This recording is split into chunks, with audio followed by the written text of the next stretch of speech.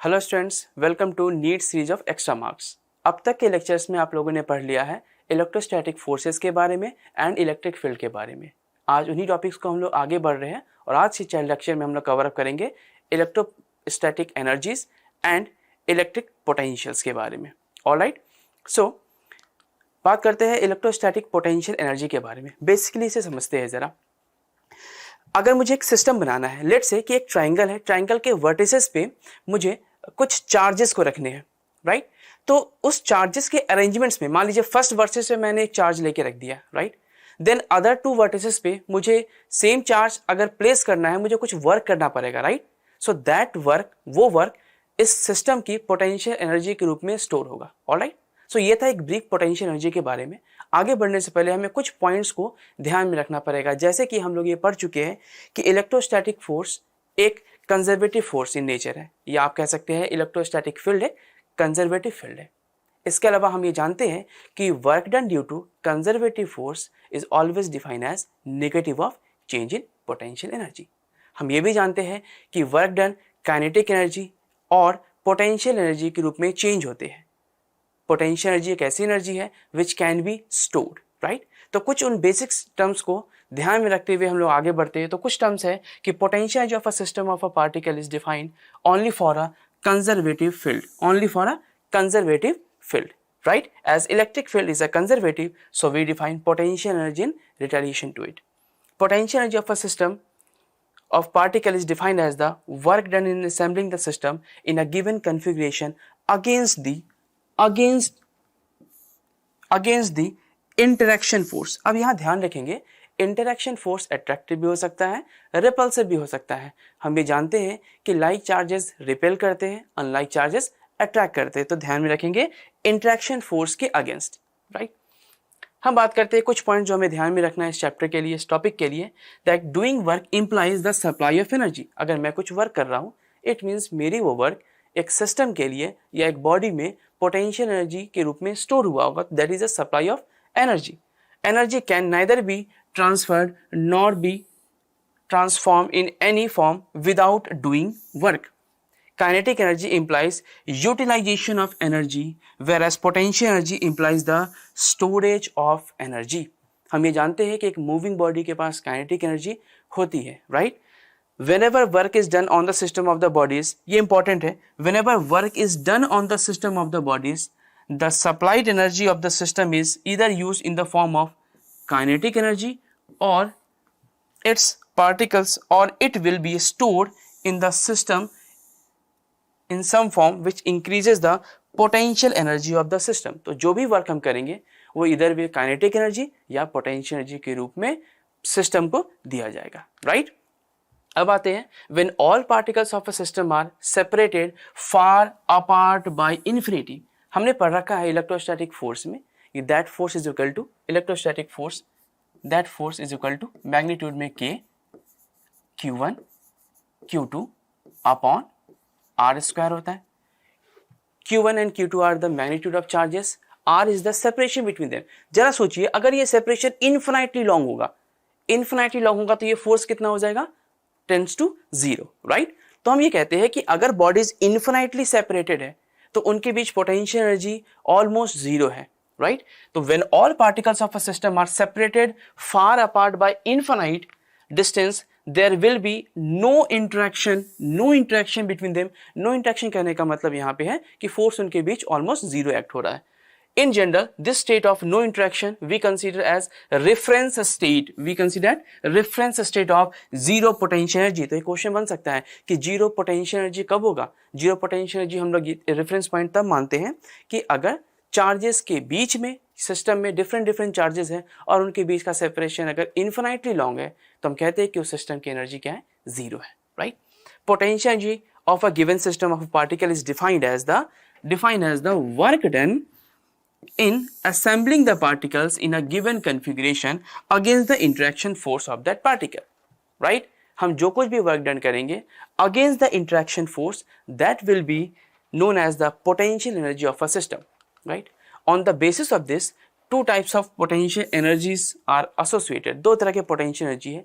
एक तो interaction energy of a charge particle of a system, एक सिस्टम है जिसमें मल्टीपल चार्ज पार्टिकल्स है, उन चार्ज पार्टिकल्स के इंटरेक्शन एनर्जी, और दूसरा होता है self energy of a charge object, जैसे कि एक स्फीयर है वो चार्ज है और उस चार्ज स्फीयर की वजह से पोटेंशियल एनर्जी। तो अभी हम लोग पढ़ रहे हैं interaction energy of a charge particle of a system, right. So कैसे डिफाइन करेंगे इलेक्ट्रोस्टैटिक इंटरेक्शन एनर्जी को? तो हम लोग ये बात कर चुके हैं, इलेक्ट्रोस्टैटिक इंटरेक्शन एनर्जी को डिफाइन किया जाएगा, वर्क डन, जो कुछ भी मैं करूंगा, एक्सटर्नल एजेंट जो कुछ भी वर्क डन करेगा अगेंस्ट द इंटरेक्शन फोर्स, वही स्टोर होगा as the electrostatic interaction energy, right? So it is defined as the external work required to assemble the particles from infinite to a given configuration. From infinite क्यों? क्योंकि हमने reference point लिया था 0, right? When charged particles are at infinite separation, their potential energy is taken to be 0. जब भी charge bodies infinitely दूर होंगे एक दूसरे से तो उनकी पोटेंशियल एनर्जी को 0 कंसीडर किया जाएगा। When this charges are move to form a given configuration, external work is required, मुझे कुछ ना कुछ वर्क करना पड़ेगा, ये जो वर्क होगा that work will be stored as the electrostatic interaction energy, right. If the forces between, ये इंपॉर्टेंट पॉइंट है, यहाँ ध्यान रखेंगे, if the forces between these particles are repulsive, repulsive कब होंगे सर? रिपल्सिव तब होंगे जब लाइक चार्जेस हो, प्लस प्लस हो या माइनस माइनस हो, right? So if the force between these particles are repulsive and energy is supplied to the system, hence potential energy will be positive. तो ध्यान में रखेंगे कि सर फोर्स अगर रिपल्सिव है, फोर्स अगर रिपल्सिव है तो पोटेंशियल एनर्जी पॉजिटिव होगा। तो यानी कि अगर लाइक चार्जेस के बीच की पोटेंशियल एनर्जी की बात की जाए तो क्या होगा? पॉजिटिव। और ठीक है उसका उल्टा, अगर अनलाइक चार्जेस होंगे, एक प्लस दूसरा माइनस, तो उस केस में पोटेंशियल एनर्जी उनकी ली जाएगी negative, right. Force between the particles अगर अट्रैक्टिव होता है, अट्रैक्टिव कब होंगे? जब अनलाइक चार्जेस हो। उस केसेस में जो वर्क डन होगा that work done will B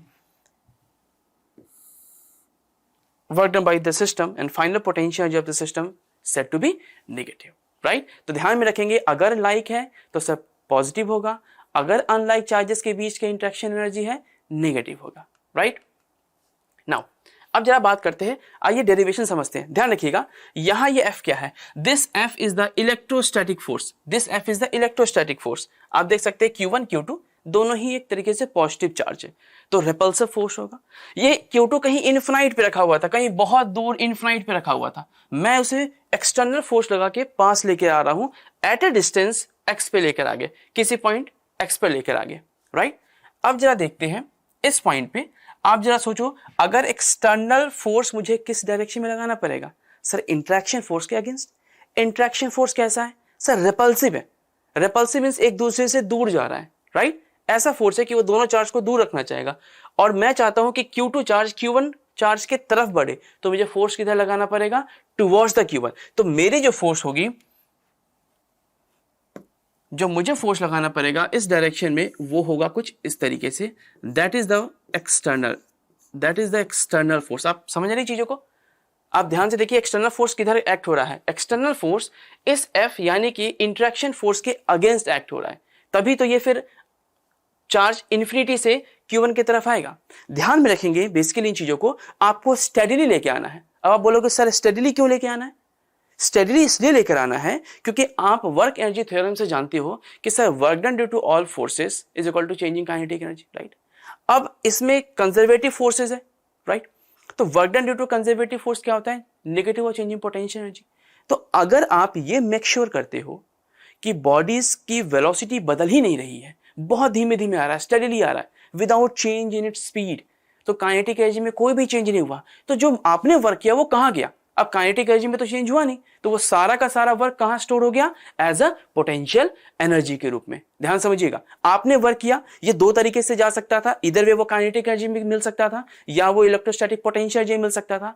आपने मेक श्योर किया कि काइनेटिक एनर्जी में किसी भी तरीके का बदलाव नहीं है, there is no change in kinetic energy. इसे कहते हैं स्टेडीली लेके आ रहे, बहुत धीमे धीमे लेके आ रहे, राइट। वेलोसिटीज को ऑलमोस्ट कांस्टेंट रखे हुए, स्पीड चेंज नहीं हो रही है, तो there is no change in kinetic energy. तो आपने जो कुछ भी वर्क किया वो सब का सब पोटेंशियल एनर्जी के रूप में स्टोर हो चुका होगा, राइट। और आपको ये मेक श्योर करना है कि वेलोसिटी चेंज ना हो, तो इसका मतलब क्या है? सर वेलोसिटी तब तक चेंज नहीं होगी जब तक एक्सटर्नल फोर्स ना लगे। तो इट मींस आप एग्जैक्टली उतना ही फोर्स लगाएंगे, नेट फोर्स जीरो रहे, क्योंकि जब तक नेट फोर्स जीरो रहेगा वेलोसिटीज कांस्टेंट रहेंगी। तो नेट फोर्स को जीरो करने के लिए आप जितना फोर्स लगाएंगे that will be must be equal to the external force must be equal to the electrostatic force at any point. Means जिस पॉइंट पे अगर हम बात कर रहे हैं एक्सटर्नल फोर्स की, इसकी मैग्नीट्यूड इंट्रैक्शन फोर्स के मैग्नीट्यूड के बराबर होगा और डायरेक्शन अगेंस्ट होगा। Getting a point, right? Now अब हम बात करते हैं एक्सटर्नल फोर्स का डायरेक्शन समझेंगे।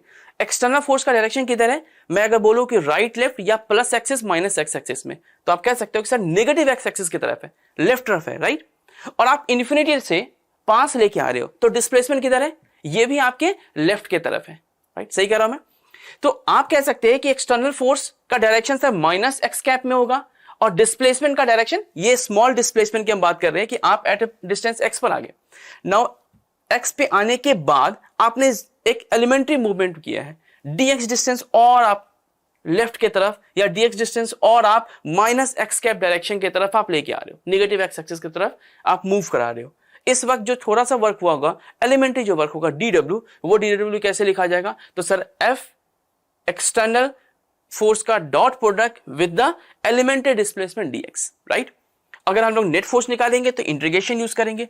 इनिशियल पोजीशन क्या थी? तो इन्फिनिटी। फाइनल कहां गया? Let's say eight A distance r पर आके किसी भी रैंडम पॉइंट पे r पे निकाल ले, 10 सेंटीमीटर, 20, 30, 40 कुछ भी हो सकता है r की वैल्यू, राइट? तो हम लिखते हैं work done as the dot product of force and displacement, तो f एक्सटर्नल डॉट dx। अब ध्यान रखिएगा f एक्सटर्नल का मैग्नीट्यूड कितना? Sir k q1 q2 upon x square, right? इसके बाद अगर हम लोग बात करें कि डायरेक्शन किधर, तो sir minus x cap. Displacement किधर और कितना? तो डिस्प्लेसमेंट सबसे पहले तो नेगेटिव एक्स एक्सिस में और उसकी मैग्नीट्यूड dx है, स्मॉल डिस्प्लेसमेंट है, राइट? तो आप देखो ये minus x cap minus x cap, ये आपका वैसे भी प्लस हो गया, अब एडिशनल ये माइनस साइन आया, इसको जरा समझेंगे, ये इंपॉर्टेंट है। ये माइनस साइन क्यों आया सर? इसको समझेंगे, ये माइनस साइन क्यों आया। आप देखोगे एक चीज कि सर जैसे जैसे dx बढ़े जा रहा है, जैसे जैसे चार्ज पास आ रहे हैं, एक्चुअली इनके बीच का जो सेपरेशन है ये घटे जा रहा है। मींस dx का मूवमेंट x को डिक्रीज कर दे रहा है। जैसे जैसे आप पास आइएगा इनके बीच का गैप धीरे धीरे डिक्रीज करते चलेगा, राइट? सो dx के मूवमेंट x को क्या कर रहे हैं? डिक्रीज कर रहे हैं, इसीलिए बेटा ये नेगेटिव साइन आया है। So negative sign shows that x is decreasing.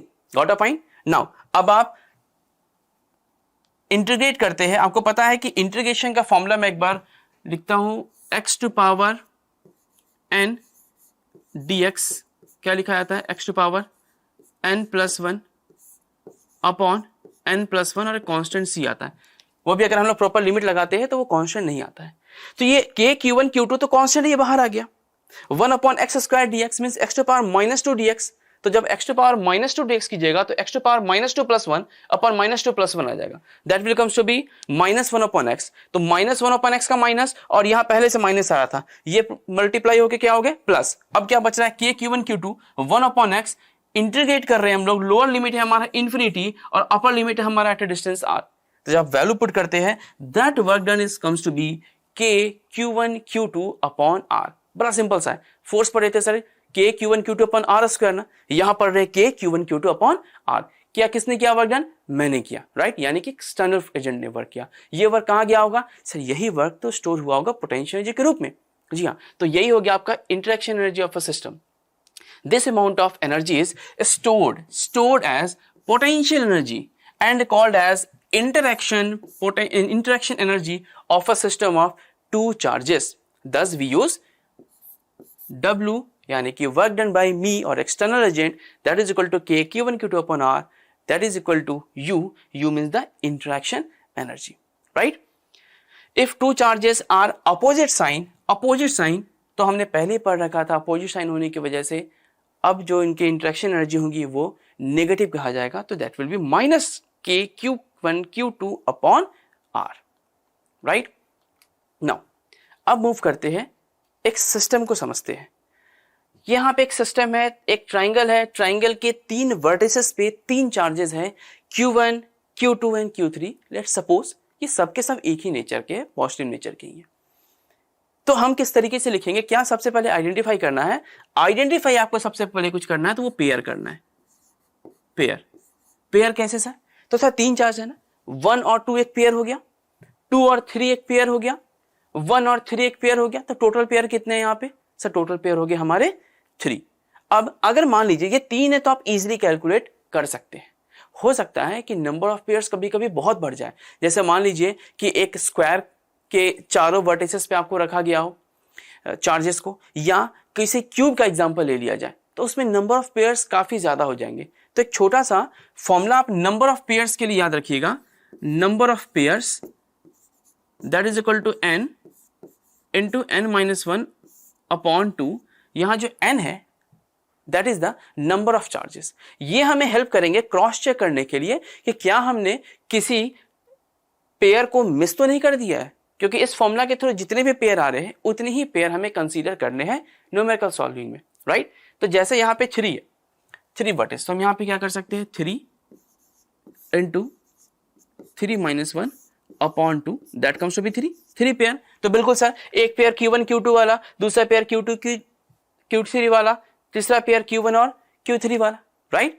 अब लिखने का तरीका कैसा है, आपको पेयर कलेक्ट करना है, पेयर को सबसे पहले आइडेंटिफाई कीजिए, हर एक पेयर के लिए आप पोटेंशियल एनर्जी लिखना स्टार्ट कीजिए, प्लस माइनस ये बाद में तय कर लेंगे। पहले आप ये समझिए कि हमें क्या करना है, पेयर्स की पोटेंशियल्स एनर्जीज को लिखने हैं, देन सारे पेयर्स के पोटेंशियल एनर्जी को समेशन कर देंगे, तो फिर आपका सिस्टम का पोटेंशियल एनर्जी आ जाएगा, क्योंकि पोटेंशियल एनर्जी एक स्केलर क्वांटिटी है, राइट। एनर्जी हम लोग सब पढ़ रखे हैं, स्केलर क्वांटिटी है, तो आप सिंपली इसका समेशन करने वाले। तो Q1 और Q2 के बीच का सेपरेशन कितना है R3, तो K Q1 Q2 upon R3। Q2 और Q3 के बीच का सेपरेशन कितना है R1, तो K Q2 Q3 upon R1।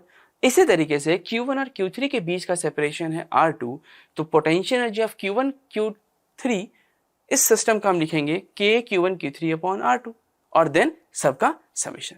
Got a point, right. Now अब ये एग्जांपल है, एक स्क्वायर है जिसमें 2 पॉजिटिव चार्ज रखे हुए, 2 नेगेटिव चार्ज रखे हुए, राइट। अब आइए हम लोग कुछ नेमिंग कर देते हैं, जैसे मैं कहता हूं इसे 1, इसे 2, इसे 3, इसे 4। ज्योमेट्री हमारा ये कहता है कि इसकी वैल्यू हो जाएगी √2 टाइम्स ऑफ a। इसी तरीके से चार्ज 1 और चार्ज 3 के बीच का गैप √2 टाइम्स ऑफ a, तो चार्ज 2 और चार्ज 4 के बीच का भी gap √2 times of a, right. अब हमें क्या करना था, सबसे पहले सर पेयर्स के बारे में पता करना था। चलिए चेक करते हैं कितने पेयर्स बनेंगे। तो हमारे सबसे पहले नंबर ऑफ पेयर्स की बात कर लेते हैं क्रॉस चेक करने के लिए कि सर नंबर ऑफ पेयर्स बच्चों कितने होंगे, that is equal to n into n-1 upon 2। तो n की जगह यहां पे 4 माइनस 1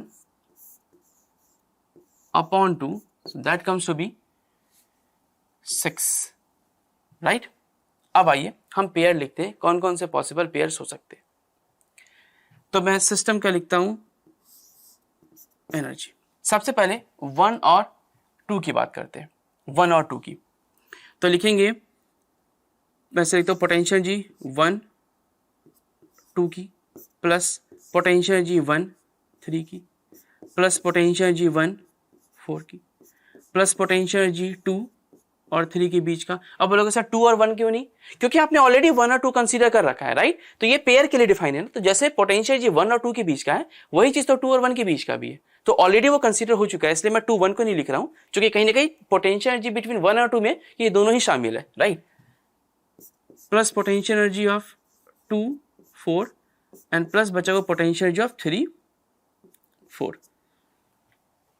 1 2 3 4 5 6 आ गए, हमारा पेयर सही लिखा गया। अब उसकी वैल्यूज लिखते हैं। सबसे पहले 1 और 2 देखिए, सबसे पहले हमें क्या करना है, ये पता करना है कि पोटेंशियल एनर्जी पॉजिटिव होगी कि नेगेटिव होगी। अब पोटेंशियल एनर्जी पॉजिटिव कब होगी, सब पोटेंशियल एनर्जी पॉजिटिव तब होगी जब लाइक इन नेचर हो चार्जेस का।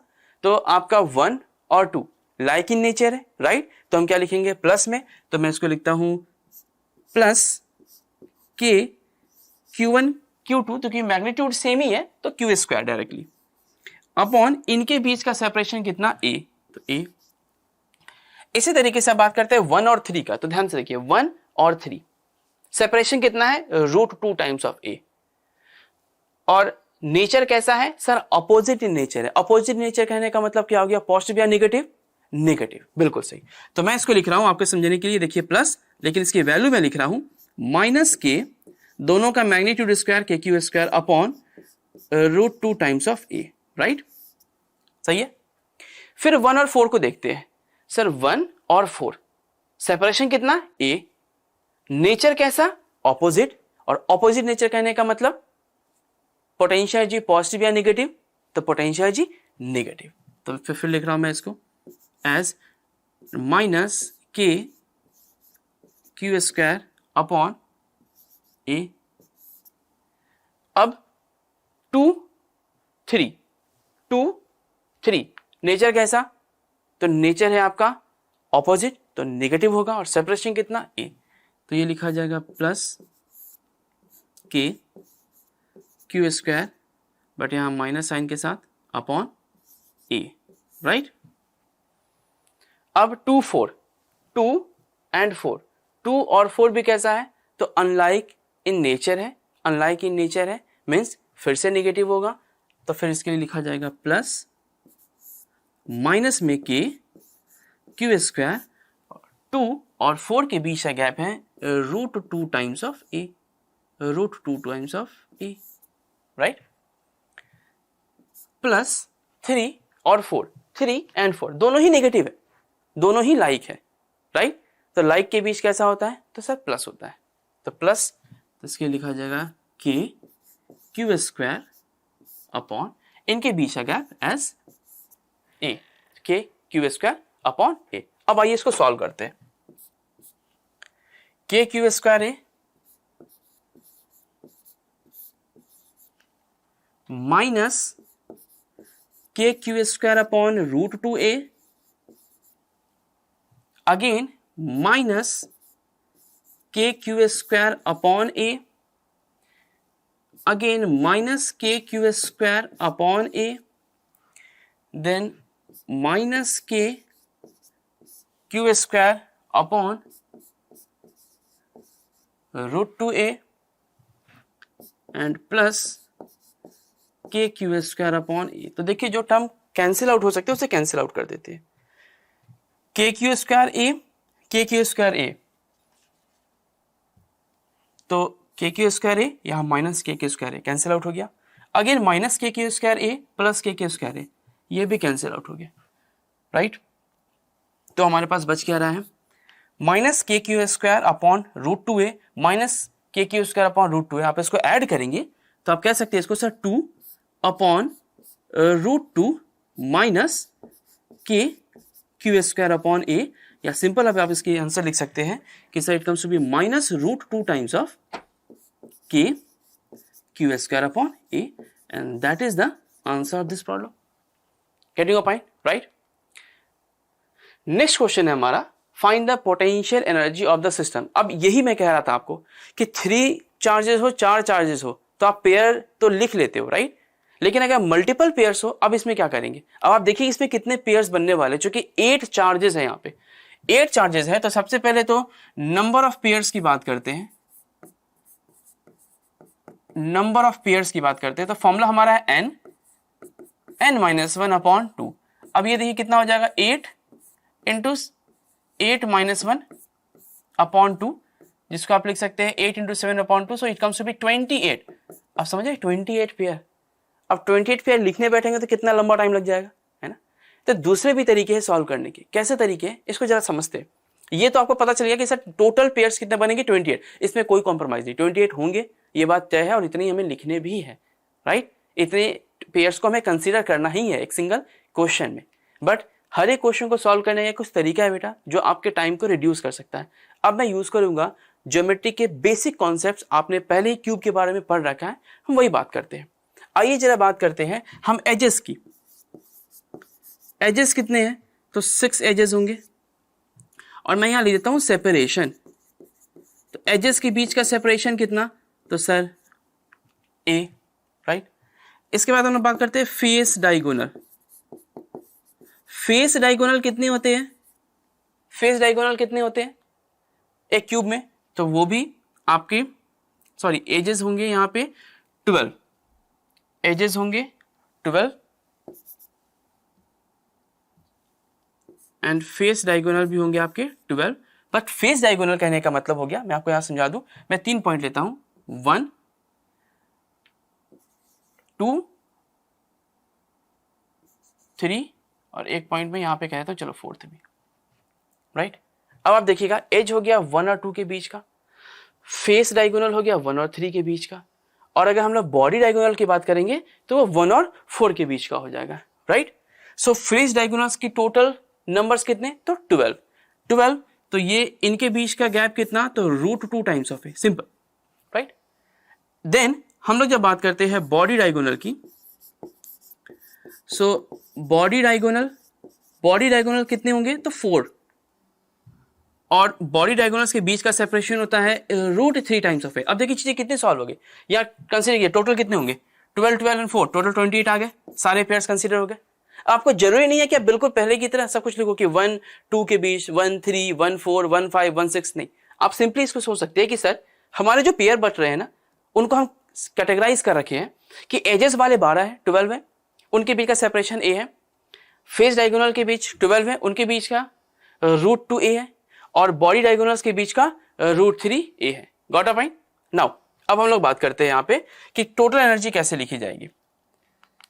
सो जब हम लोग बात करते हैं total energy of a system लिखी जाएगी, आप कह सकते हैं 12 times of potential energy between the edges, तो एजेस के लिखा जाएगा K Q² अपॉन ए। इसी तरीके से 12 times of potential energy between the body diagonal, और हमें कंसीडर करना है फेस डायगोनल, यही दो बाकी है।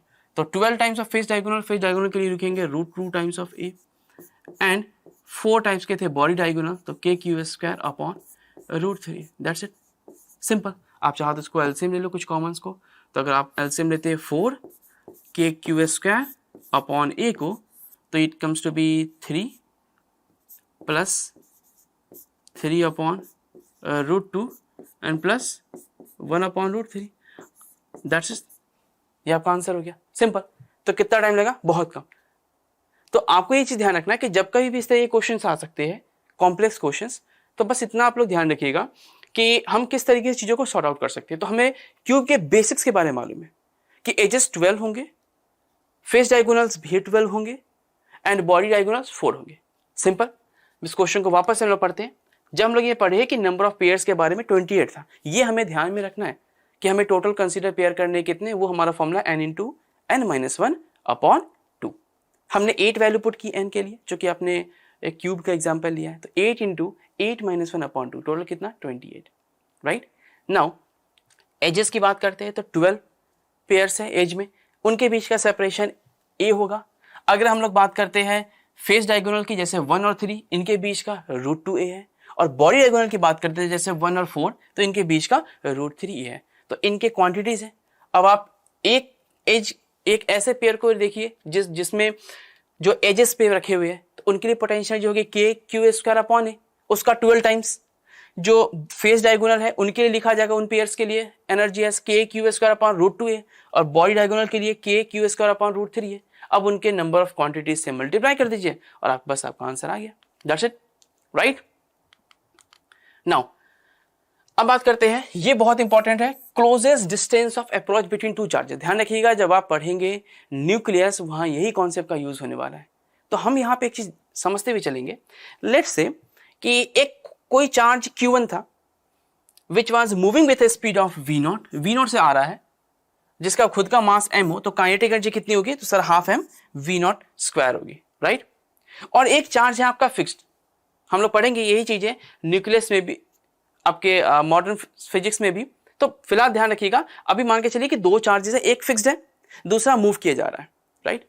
अब चूंकि लाइक इन नेचर है, तो इनके बीच रिपल्सिव फोर्स होगा, लेकिन ये चूंकि इसके पास पहले काइनेटिक एनर्जी थी, अपने इनर्शिया की वजह से ये पहले अप्रोच करेगा आगे की ओर। फिर एक ऐसा टाइम आएगा जब इनके बीच का सेपरेशन बिल्कुल मिनिमम हो जाएगा, देन ये फिर बाउंस बैक वापस रिटर्न हो जाएगा। जरूरी नहीं है कि ये कोलिजन हुई, हो सकता है ये बिल्कुल आए पास, बट फोर्सेस इतनी इनहेंस हो जाए, इतनी स्ट्रांग हो जाए कि मोमेंट्री रोक दे, मोमेंट्री रेस्ट में आ जाए, देन फिर ये पीछे की ओर मूव करेगा। तो ये जिस पॉइंट पे सबसे क्लोजेस्ट था, that is the R minimum. इसी का हम लोग कैलकुलेशन करेंगे। कुछ भी रॉकेट साइंस नहीं है, बिल्कुल सिंपल सा कॉन्सेप्ट है कि सर ये जो एनर्जीज आ रही थी ना, जो इनिशियली एनर्जी थी वो क्या थी, इसके पास कोई एनर्जी नहीं, इसके पास सिर्फ और सिर्फ काइनेटिक एनर्जी, इनके बीच का इंटरेक्शन एनर्जी सर जीरो, क्योंकि इनके बीच का सेपरेशन क्या था, इनफाइनाइट था, तो भाई इंटरेक्शन एनर्जी तो जीरो। इसके पास काइनेटिक एनर्जी थी क्या, नहीं सर ये तो फिक्स्ड है। इसके पास थी क्या, जी हाँ थी, कितनी, तो मास m स्पीड v नॉट, तो half m v not square. जब ये बिल्कुल क्लोजेस्ट पॉइंट पर आ चुका है, मोमेंट्री ये रेस्ट पर आ चुका है, मोमेंट्री रेस्ट पे आ चुका है, तो इसका मतलब अब इसकी काइनेटिक एनर्जी डिक्रीज होकर कितनी हो गई, जीरो। और ये तो पहले भी जीरो था, अभी भी जीरो है, चूंकि ये फिक्स्ड है।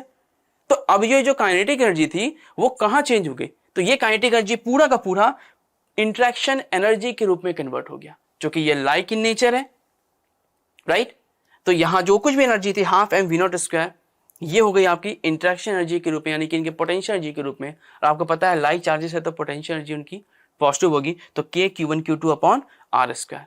यहां से अगर आप सॉल्व करते हैं तो r मिनिमम की वैल्यू आती है simple 2 q1 q2 upon m v not square. Simple आप q1 q2 की वैल्यू पुट कीजिएगा, काइनेटिक एनर्जी या मास और स्पीड अगर फर्स्ट चार्ज बॉडी की दी गई है तो उसकी वैल्यू पुट करेंगे, आपको r मिनिमम की वैल्यू आ जाएगी।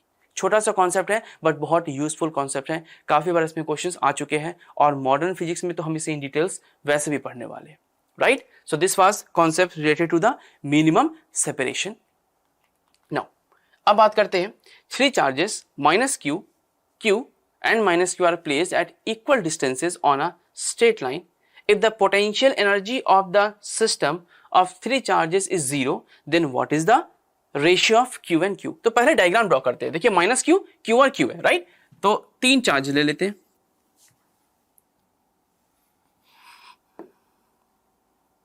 तीन चार्ज ले लेते हैं। एक हो गया माइनस क्यू, लेट से एट ए डिस्टेंस x पे एक दूसरा चार्ज है विच इज q, और यहां से फिर एट ए डिस्टेंस x पे एक दूसरा चार्ज है माइनस q। कह रहे हैं कि if the potential energy of the system of इन तीनों के पोटेंशियल एनर्जी सिस्टम का जीरो है, तो सबसे पहले हमें पोटेंशियल एनर्जी का एक्सप्रेशन लिखना है। पोटेंशियल एनर्जी का एक्सप्रेशन कैसे लिखेंगे, तो पोटेंशियल एनर्जी इसमें लिखी जाएगी माइनस क्यू और ये प्लस क्यू, कैपिटल क्यू की बात करेंगे तो इनकी पोटेंशियल जो जाएगी माइनस के small Q capital cube upon इनका सेपरेशन x। इसी तरीके से अब हम कैपिटल क्यू और इधर वाले माइनस क्यू के लिए एक्सप्रेशन लिखते हैं, तो माइनस के capital Q small q upon x, right. And अब लिखते हैं इस माइनस क्यू और इस माइनस क्यू के लिए, तो that comes to be plus k Q square upon इनके बीच का सेपरेशन 2x। ये कहा जा रहा है ये जीरो है, जीरो है, राइट। तो हम क्या कर सकते हैं, कुछ कॉमन टर्म्स को आप रिमूव कर सकते हैं। क्या क्या कॉमन टर्म है, तो जैसे कि के क्यू सॉरी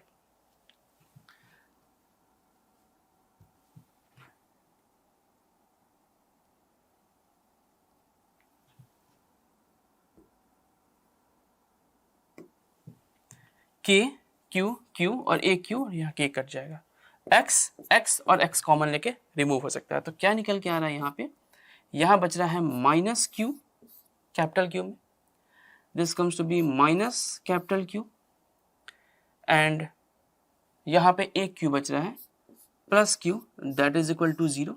तो अब यहाँ पे अगर हम लोग कॉमन हटाते हैं के क्यू एक्स के क्यू एक्स, तो ये कुछ इस तरीके से आ रहा है, दैट इज इक्वल टू, जरा मैं इसे क्लियर लिख दूं,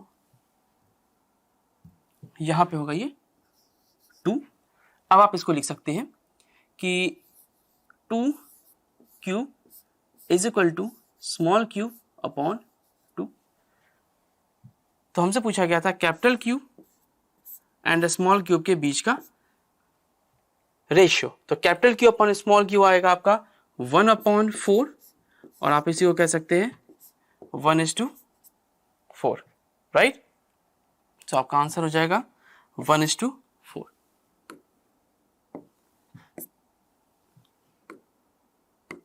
गेटिंग अ पॉइंट। सो इस क्वेश्चन को वापस समझते हैं कि चार्जेस तीन थे, minus q plus q then minus q, equidistance पे रखे हुए थे, तो लेट से एक्स डिस्टेंस था माइनस क्यू और कैपिटल क्यू के बीच में, अगेन एक्स डिस्टेंस था कैपिटल क्यू और माइनस क्यू के बीच का डिस्टेंस।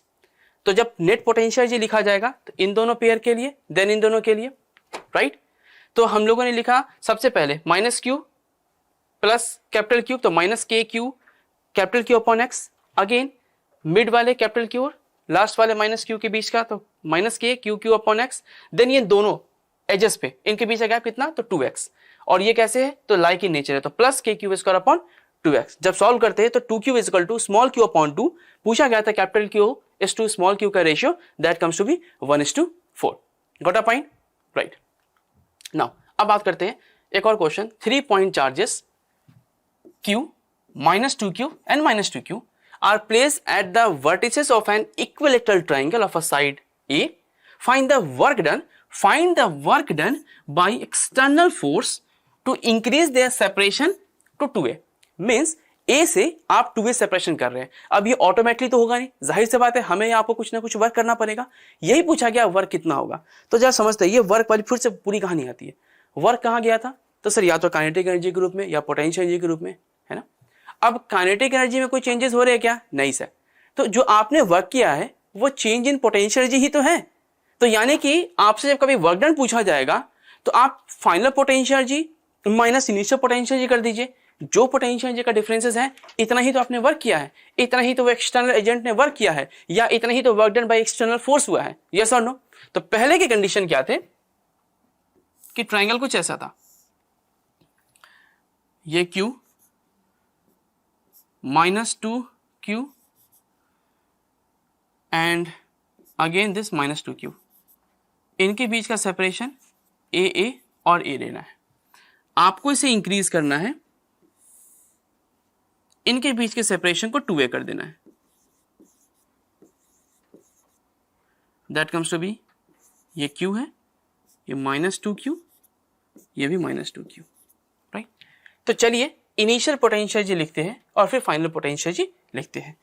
इनिशियल पोटेंशियल जी कैसे लिखी जाएगी, तो इनिशियल पोटेंशियल जी आप कहिएगा कि सर पेयर सेलेक्ट करते हैं, तो पहले ये Q और ये -2Q का पेयर कलेक्ट करते हैं। तो ये माइनस में K Q into 2Q, so Q into 2Q upon A, right. Then -2Q, तो ये हो जाएगा plus K 2Q into 2Q upon the separation A, देन -2Q एंड इस प्लस Q के बारे में, तो minus K 2Q into Q upon A। जरा इसे सॉल्व करके लिखते हैं, ये क्या आएगा देखते जरा। कुछ टर्म्स हम यहाँ से कॉमन ले सकते हैं, पहले इसे लिख देते हैं। ये आपका आ गया -2 times of K Q square upon A, यह आ गया +4 K Q square upon A, और ये आपका आ गया minus K 2 times of Q square upon A। Alright, जरा देखिए ध्यान से, -2K Q square A -2K Q square A कितना हो गया, -4K Q square by A, और +4K Q square by A मतलब कितना, 0। मीन्स इसकी एनर्जी कितनी है, 0। तो ये चार्ज का डिस्ट्रीब्यूशन इस तरीके से है कि पहले इसकी एनर्जी कितनी थी, 0। सेम पैटर्न अगर आप फॉलो करते हैं तो फाइनल पोटेंशियल एनर्जी भी 0 आएगा। क्यों 0 आएगा, ये इनका सेपरेशन A था तो डिनोमिनेटर में A आ रहा है, वहां 2A होगा तो डिनोमिनेटर में 2 आएगा। बट द थिंग इज जितना नेट पॉजिटिव है उतना ही नेट नेगेटिव है, तो इनिशियल पोटेंशियल एनर्जी भी 0 है। और सिमिलरली आप बात कीजिएगा, सिमिलरली फाइनल पोटेंशियल एनर्जी भी 0 है, तो दोनों ही 0 है, इनिशियल और फाइनल दोनों ही 0 है। तो work done, change in potential energy, भाई पोटेंशियल में कोई चेंज ही नहीं हुआ। अरेंजमेंट्स चार्जेस के इस तरीके से थे कि इनिशियल पोटेंशियल जो 0 और फाइनल भी कैलकुलेट करेंगे तो 0 ही आएगा। तो नेट वर्क डन कितना, तो net work done sir final potential energy minus initial potential energy कर दीजिए, विच कम्स टू बी 0। तो इस क्वेश्चन का आंसर हो गया 0। Getting a point. तो जी हाँ, ऐसे भी क्वेश्चंस होते हैं, आपको एक नजर में ऐसा लगेगा कि नहीं 0 तो हो ही नहीं सकता है, क्योंकि हम तो एक्चुअली कुछ वर्क डन कर रहे हैं, अलग अलग चार्जेस कर रहे हैं।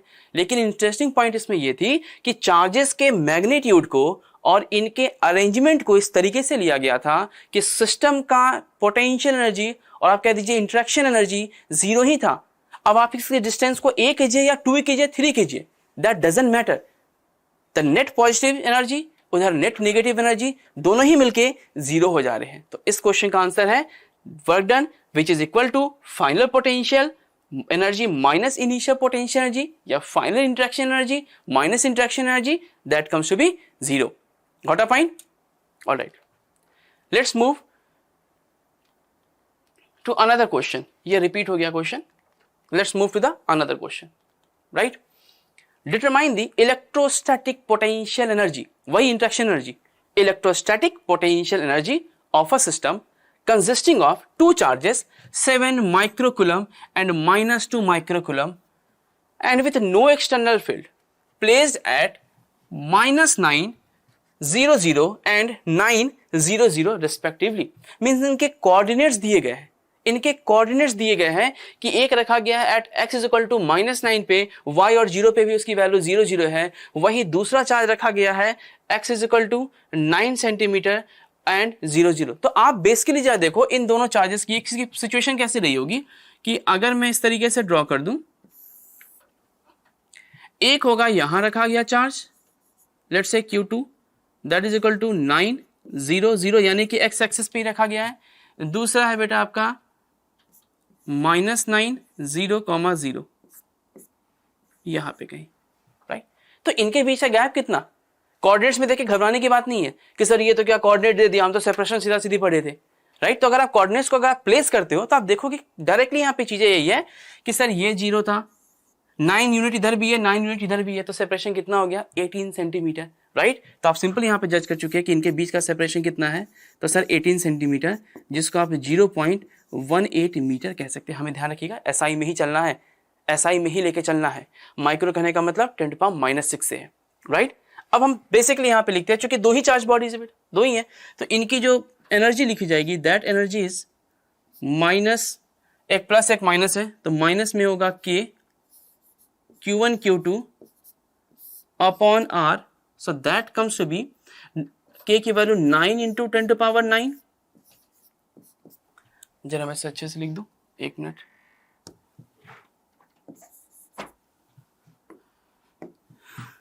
Nine into 10⁻9 into first charge 7 microcoulomb, 7 10⁻6 into दूसरा 2 माइक्रोकूलम, तो 2 इंटू 10⁻6 एंड अपॉन इनका separation that comes to be 0.18।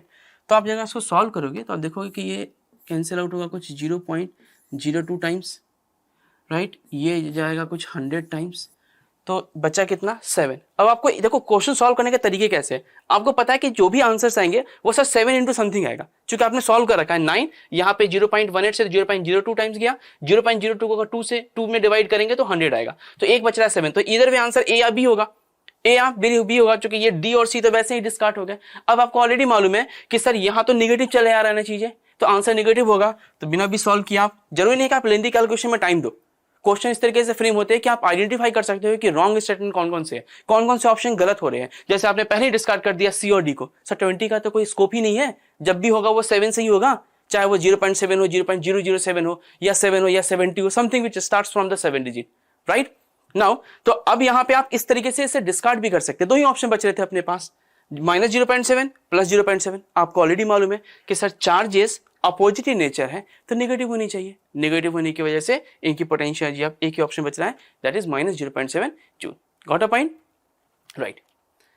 अब आते हैं नेक्स्ट टॉपिक पढ़ते हैं इलेक्ट्रिक पोटेंशियल के बारे में। बहुत ही इंटरेस्टिंग टॉपिक है, समझेंगे। अगर आपने पोटेंशियल जैसे समझ लिया है तो इस इलेक्ट्रिक पोटेंशियल को समझने में कहीं कोई भी प्रॉब्लम नहीं आएगी, राइट? बेसिकली क्या है, दो तरीके से पोटेंशियल को समझाते हैं। एक तो इस तरीके से कि जो भी वर्क डन मैंने किया है, मान लीजिए एक चार्ज क्यू है, उसे इन्फिनिटी से मैंने किसी दूसरे चार्ज बॉडी के पास लेकर आया हूं, तो मैंने जितना भी वर्क डन किया है, right, that is divided by that is divided by the magnitude of that charge. मतलब कुछ समझ में नहीं आया, राइट? अब इसको सिंपल समझते हैं। अगर इन्फिनिटी पे कोई एक चार्ज बॉडी रखा हुआ है, कितना मैग्नीट्यूड? तो +1 कूलम। ध्यान रखिएगा +1 कूलम। जी हाँ, ये टेस्ट चार्ज है हमारा Q0, +1 कूलम चार्ज ही लेके, +1 कूलम चार्ज पॉजिटिव होना चाहिए और यूनिट इन मैग्नीट्यूड होना चाहिए। +1 कूलम चार्ज को यहां ये इन्फिनिटी पे रखा हुआ था, तो इस वक्त कोई भी इंटरेक्शन फोर्सेस के बीच एक्ट नहीं हो रहा था। बट अब इसको समझेंगे।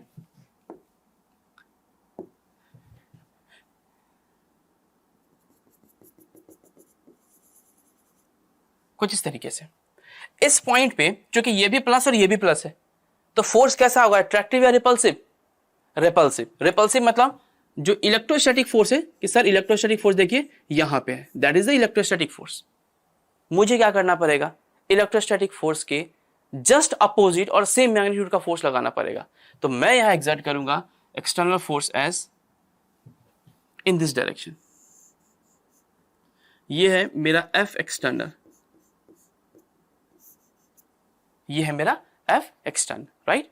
अब सोचिए आप इन्फिनिटी से, लेट्स से आपने यहां किसी एक पॉइंट पर आ गए, यहां किसी एक पॉइंट पर आ गए, चलिए इस पॉइंट का मैं नेम कर देता हूं A, राइट? तो डिस्प्लेसमेंट क्या हो गया? सर डिस्प्लेसमेंट भी तो टुवर्ड्स द चार्ज ही आया, दिस इज द डिस्प्लेसमेंट। जी हाँ, तो आप ध्यान से देखिए, पोटेंशियल एनर्जी हमने क्या डिफाइन किया था कि sir work done by the external agent. और वर्क डन क्या होता है? फोर्स और डिस्प्लेसमेंट का डॉट प्रोडक्ट। डॉट प्रोडक्ट कहने का मतलब Fs cos theta. Fs cos theta यहाँ चूंकि दोनों ही एक ही डायरेक्शन में, थीटा की वैल्यू 0 और cos 0 की वैल्यू 1, और सिंपली आपने ये पढ़ रखा है कि सर फोर्स एंड डिस्प्लेसमेंट अगर एक ही डायरेक्शन में होंगे, वर्क डन पॉजिटिव होगा। सही कह रहा हूं मैं, राइट? तो मैं यही चीज यहां पे लिख रहा हूं कि F external and displacement are इन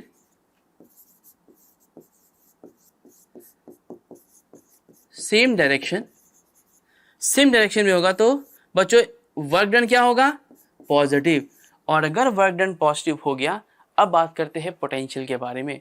तो पोटेंशियल का डेफिनेशन है कि यूनिट पॉजिटिव चार्ज को, सिर्फ +1 कूलम चार्ज के लिए यूनिट पॉजिटिव चार्ज को from infinity to a point inside, from infinity to a point inside electric field में। समझना ये क्यों आया? इसने अपने चारों अपने एरिया कवर अप कर दिया कि ये इसका टेरिटरी हो गया, राइट? जैसे स्ट्रीट डॉग्स का होता है ना कि वो अपनी टेरिटरी डिफाइन कर लेते हैं। उस टेरिटरी को पता कब चलता है? जब कोई दूसरा डॉग उसके अंदर एंट्री करेगा, तब जाकर आपको पता चलेगा अच्छा वहां कुछ हलचल हो रही है, राइट? कि ये एरिया कुछ अलग लोकलिटी वाले डॉग का है, इसमें जरूर कोई दूसरा डॉग आ चुका है, तभी इतना बार्किंग स्टार्ट हो चुकी है, राइट? इसी तरीके से जैसे ये +Q चार्ज है, इसने अपने चारों इलेक्ट्रिक फील्ड क्रिएट कर रखा है, आप लोग पढ़ रखे।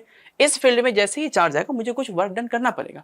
अगर इस चार्ज की वैल्यू +1 कूलम चार्ज है, +1 कूलम चार्ज है, तो मैं जो भी वर्क डन करूंगा that will be defined as the potential of that point inside an electric field. Potential of that point, यानी ये पॉइंट का पोटेंशियल वो भी कहां है? ये इलेक्ट्रिक फील्ड में है। तो potential of that point inside an electric field. Getting off point? सबसे पहले हमें ये पता चल गया सर वर्क डन पॉजिटिव, तो जाहिर सी बात है पोटेंशियल भी क्या होना चाहिए? पॉजिटिव होना चाहिए। ये बात समझ में आ रही है?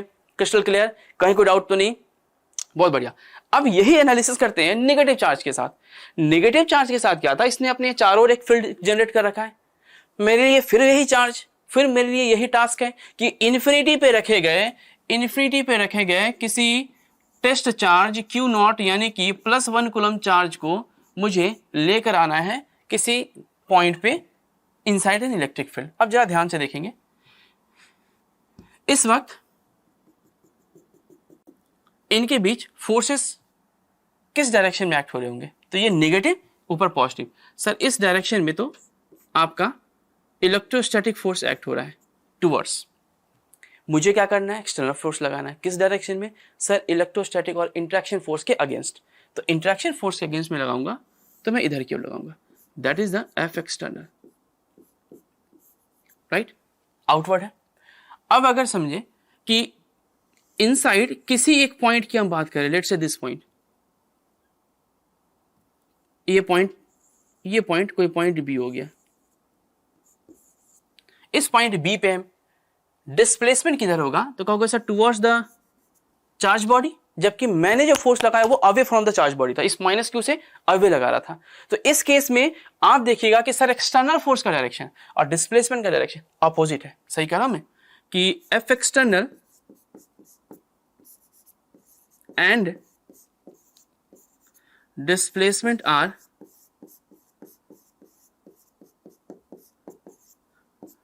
opposite in nature. External force and displacement are opposite in nature. That's why यहाँ पे वर्क डन क्या होगा, आप कह सकते हो कि opposite in direction, more precisely, not nature, opposite in direction कर देते हैं, opposite in direction। और जैसे ही displacement and force opposite in direction में है, वर्क डन हमारा क्या होगा, वर्क डन हमारा नेगेटिव होगा। तो इस केस में वर्क डन क्या आ गया, वर्क डन आ गया नेगेटिव। Got a point.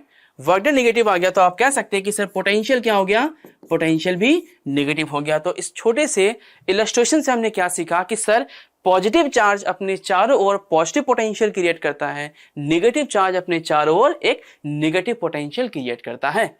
ये वही पोटेंशियल है जो आपने इलेक्ट्रिसिटी में पढ़ा था क्लास 10th में कि charge, positive charge always flows from high potential to low potential, या आपने पढ़ा हुआ कि sir electric current always flows from high potential to low potential. ये यही वो चीजें थी। तो मैं वापस से क्विकली समझा दूं कि यूनिट पॉजिटिव चार्ज को इन्फिनिटी से किसी एक point inside an electric field लाने में जितना वर्क डन होगा, that work done will be said to be the potential of that point inside an electric field, यानी कि उस इलेक्ट्रिक फील्ड के अंदर किसी पॉइंट का पोटेंशियल डिफाइन किया जाएगा +1 कूलम चार्ज को इन्फिनिटी से उस पॉइंट पे लाने में जितना भी वर्क डन किया जाए। और आपने देखा यहाँ पे कि प्लस पॉजिटिव चार्ज अपने चारों ओर एक पॉजिटिव पोटेंशियल क्रिएट करेगा, नेगेटिव चार्ज अपने चारों ओर एक नेगेटिव पोटेंशियल क्रिएट करेगा।